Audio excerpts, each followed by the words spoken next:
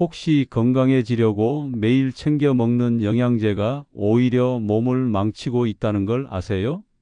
지금 이 순간에도 수많은 분들이 건강을 지키겠다며 하루에 한 움큼씩 알약을 삼키고 계시죠. 그런데 정말 충격적인 사실을 말씀드리겠습니다. 35년 동안 환자분들을 진료하면서 제가 가장 많이 본 경우가 바로 이거였어요. 건강해지려고 먹은 보조식품 때문에 오히려 더 아픈 분들 말입니다. 실제로 지난주에도 70대 할머니 한 분이 병원에 오셨는데 혈관이 돌처럼 딱딱하게 굳어 있더라고요. 알고 보니 뼈 건강에 좋다는 칼슘제를 10년 넘게 드셨던 거예요.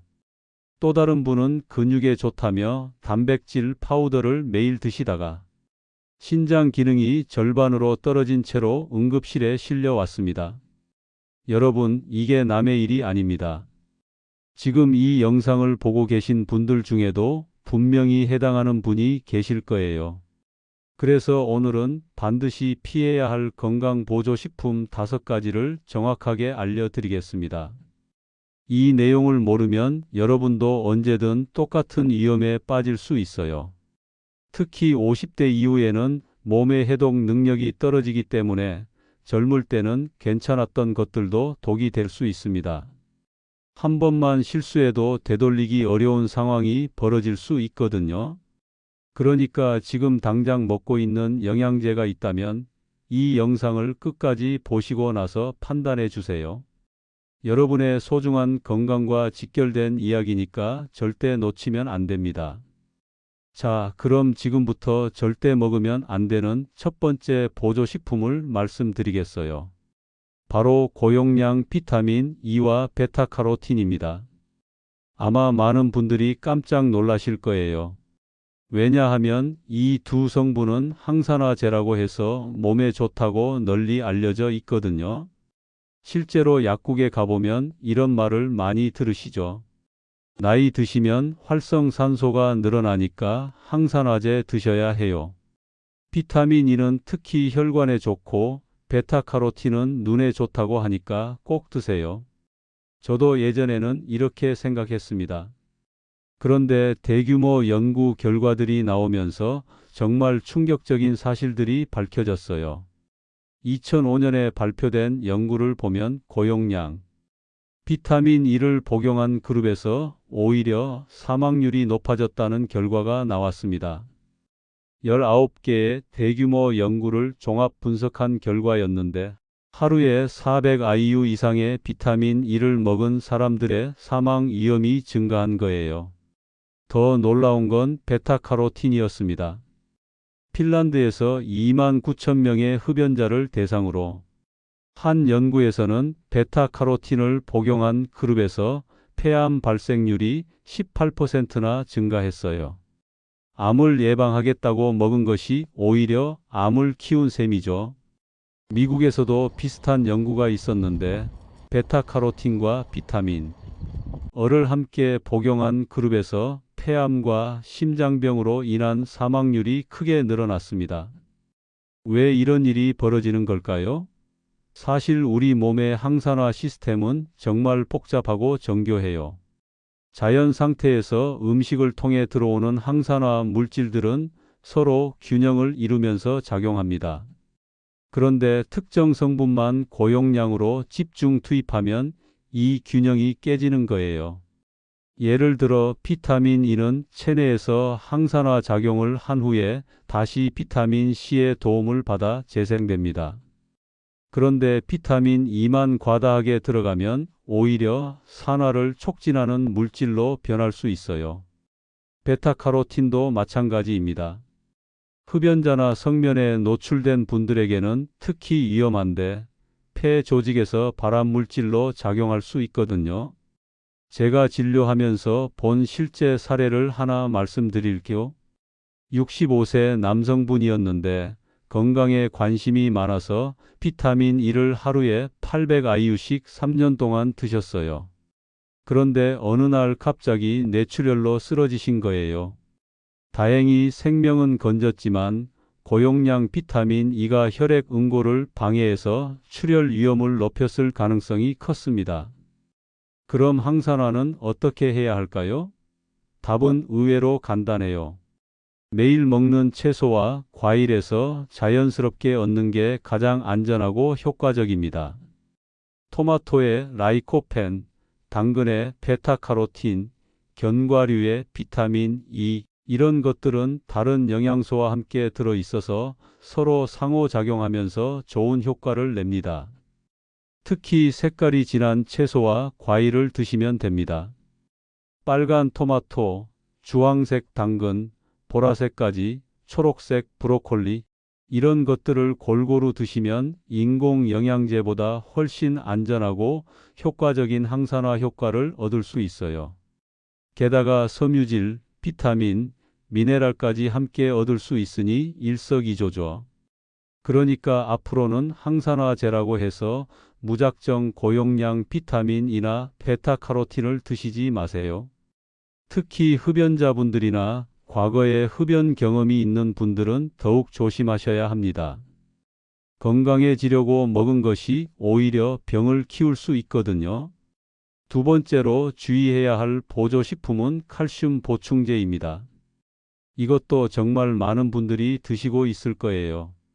특히 50대 이후 여성분들은 골다공증 예방한다고 거의 필수처럼 드시죠. 그런데 이게 정말 위험할 수 있습니다. 먼저 실제 사례부터 말씀드릴게요.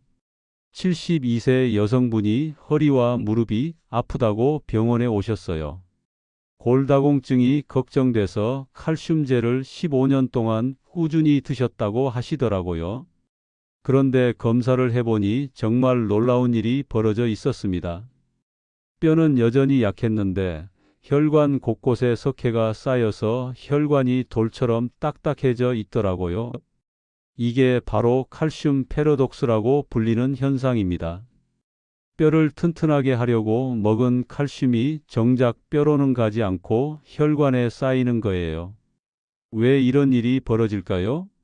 칼슘이 제대로 흡수되고 이용되려면 비타민 D, 비타민 K, 마그네슘 같은 다른 영양소들이 함께 있어야 합니다. 그런데 칼슘만 덩그러니 들어가면 제대로 활용되지 못해요. 오히려 혈관 벽에 달라붙어서 동맥경화를 일으키고 신장에서는 결석을 만들죠. 실제로 2010년에 발표된 연구를 보면 칼슘 보충제를 복용한 사람들에게서 심장마비 위험이 30%나 증가했다는 결과가 나왔어요. 또 다른 연구에서는 칼슘 보충제를 먹은 그룹에서 신장결석 발생률이 20% 증가했습니다. 정말 아이러니한 상황이죠. 건강해지려고 먹은 것이 오히려 생명을 위협하는 질병을 불러온 셈이거든요. 제가 진료하면서 본 또 다른 사례도 있어요. 68세 남성분이었는데 아내 권유로 칼슘제를 5년간 드셨어요.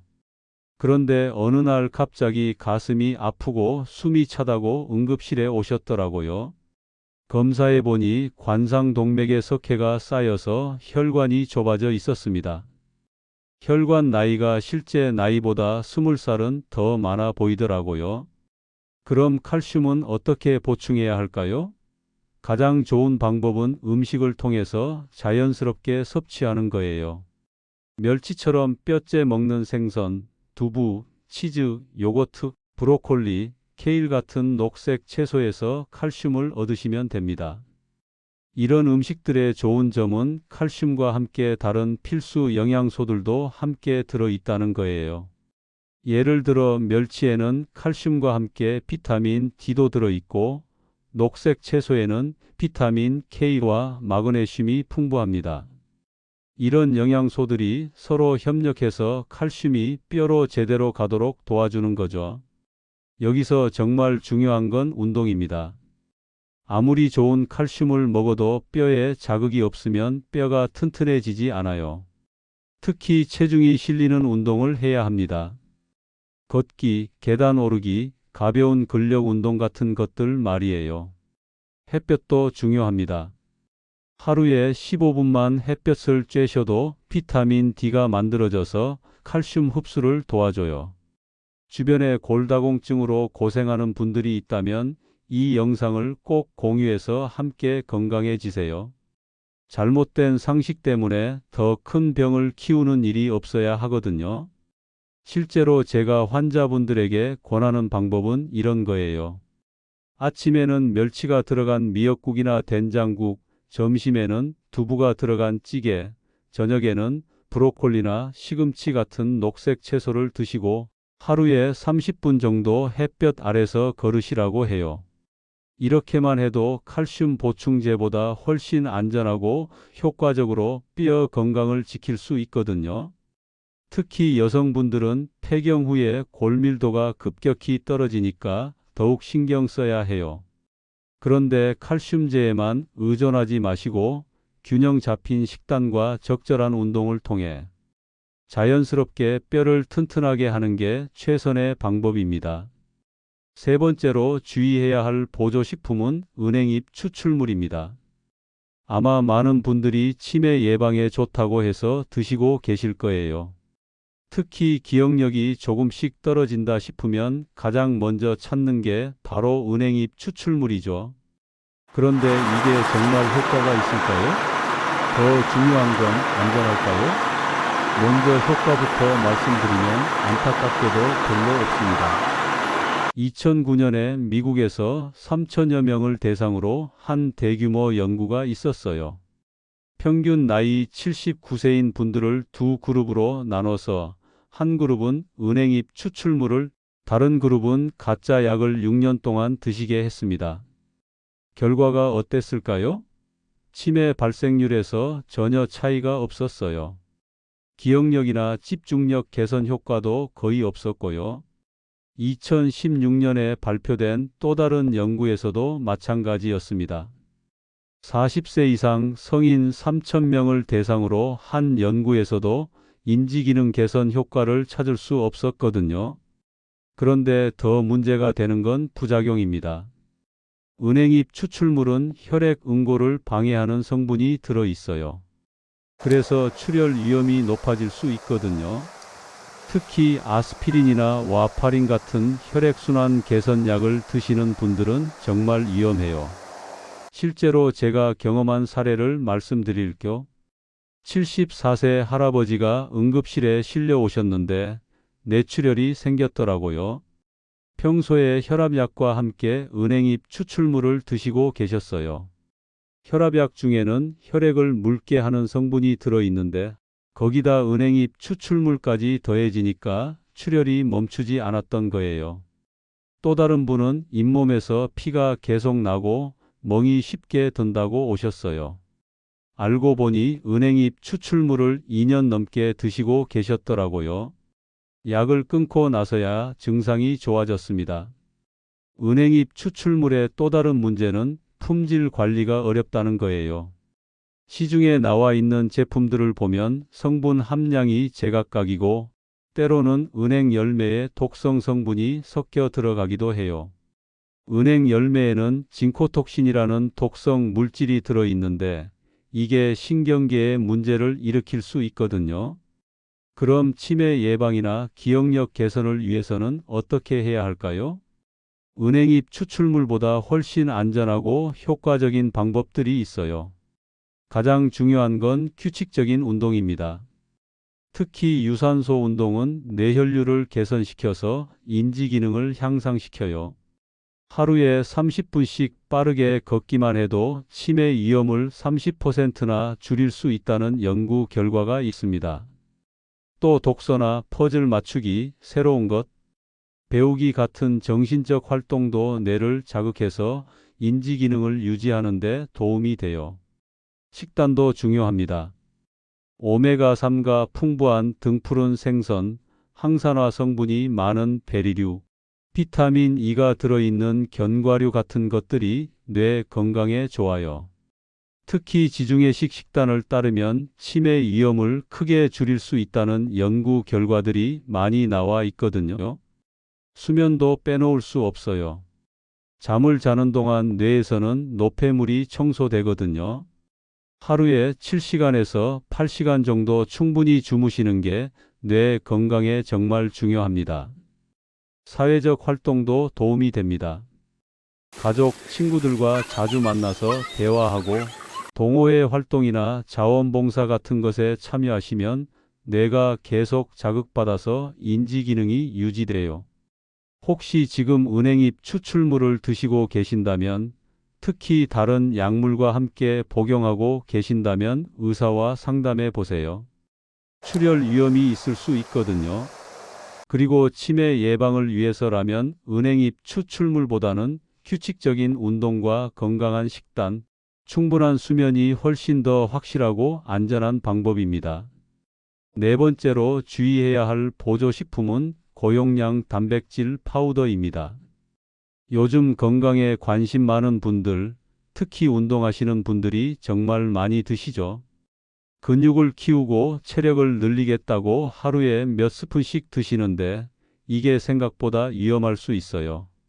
특히 50대 이후에는 더욱 조심해야 합니다. 나이가 들면서 신장 기능이 자연스럽게 떨어지는데 거기다 과도한 단백질까지 들어가면 신장에 큰 부담이 되거든요. 실제로 제가 진료하면서 본 사례를 말씀드릴게요. 62세 남성분이었는데 운동을 시작하면서 단백질 파우더를 하루에 2번씩 2년 동안 드셨어요. 그런데 어느 날 소변에서 거품이 많이 나고 몸이 붓는다고 병원에 오셨더라고요. 검사해 보니 신장 기능이 정상인의 절반 수준으로 떨어져 있었습니다. 왜 이런 일이 벌어질까요? 단백질이 체내에서 분해되면서 질소 노폐물이 생겨요. 이 노폐물들을 신장에서 걸러내야 하는데 너무 많은 단백질이 들어가면 신장이 과부하가 걸리는 거죠. 마치 정수기에 더러운 물을 계속 부어 넣으면 필터가 막히는 것과 같은 이치예요. 특히 단백질 파우더는 농축된 형태라서 더 위험해요. 일반 음식에서 단백질을 먹을 때는 소화, 흡수가 천천히 이루어지는데 파우더 형태로 먹으면 한 번에 많은 양이 흡수돼서 신장에 갑작스럽게 부담을 주거든요. 또 다른 문제는 탈수예요. 단백질을 대사하려면 많은 양의 물이 필요한데 충분한 수분 섭취 없이 단백질 파우더만 먹으면 탈수 상태가 될 수 있어요. 이것도 신장에는 독이 되죠. 간에도 부담이 돼요. 과도한 단백질은 간에서 처리해야 하는데 나이가 들면서 간 기능도 떨어지거든요. 그런데 거기다 인공적으로 만들어진 고농도 단백질까지 들어가면 간이 감당하기 어려워져요. 실제로 또 다른 환자분 사례를 말씀드리면 58세 여성분이 다이어트 목적으로 단백질 파우더를 식사 대신 드셨어요. 그런데 3개월 후에 간 수치가 비정상적으로 올라가더라고요. 단백질 파우더를 끊고 나서야 간 수치가 정상으로 돌아왔습니다. 그럼 단백질은 어떻게 섭취해야 할까요? 답은 자연식품에서 천천히 골고루 얻는 거예요. 달걀, 생선, 닭가슴살, 두부, 콩 같은 음식들로 충분히 단백질을 보충할 수 있거든요. 예를 들어 달걀 하나에는 약 6g의 단백질이 들어있어요. 생선 한 토막에는 20g, 두부 반 모에는 10g 정도 들어있죠. 이런 식으로 하루 3끼에 골고루 나눠 드시면 단백질 파우더 없이도 충분한 단백질을 섭취할 수 있습니다. 자연식품의 좋은 점은 단백질과 함께 다른 영양소들도 함께 얻을 수 있다는 거예요. 생선에는 오메가3, 달걀에는 비타민 D, 콩에는 섬유질과 이소플라본 같은 것들이 들어있어서 종합적인 영양 공급이 가능하거든요. 운동하시는 분들은 특히 궁금하실 거예요. 근육을 키우려면 정말 단백질 파우더가 필요한 건 아닐까요? 사실 우리가 생각하는 것만큼 많은 단백질이 필요하지는 않아요. 일반 성인은 체중 1kg당 하루 0.8g 정도면 충분하고 운동하는 분들도 1.2g 정도면 돼요. 70kg인 분이라면 하루에 84g 정도의 단백질이면 충분한 거죠. 이 정도는 일반적인 식사만으로도 충분히 섭취 가능한 양입니다. 아침에 달걀 2개, 점심에 생선 한 토막, 저녁에 두부찌개만 드셔도 하루 필요량을 채울 수 있거든요. 혹시 지금 단백질 파우더를 드시고 있다면 꼭 필요한 건지 다시 한번 생각해 보세요. 그리고 신장이나 간에 문제가 있으신 분들은 절대 드시면 안 됩니다. 당뇨병이 있으신 분들도 조심하셔야 해요. 당뇨병은 신장을 손상시킬 수 있는데 거기다 과도한 단백질까지 더해지면 정말 위험하거든요. 건강한 근육을 만들고 싶다면 단백질 파우더보다는 규칙적인 운동과 균형 잡힌 식단이 답입니다. 자연스러운 방법이 가장 안전하고 효과적이에요. 마지막으로 가장 위험한 5번째 보조식품을 말씀드리겠습니다.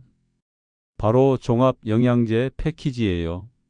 하루에 한 움큼씩 여러 알을 드시는 분들 정말 많으실 거예요.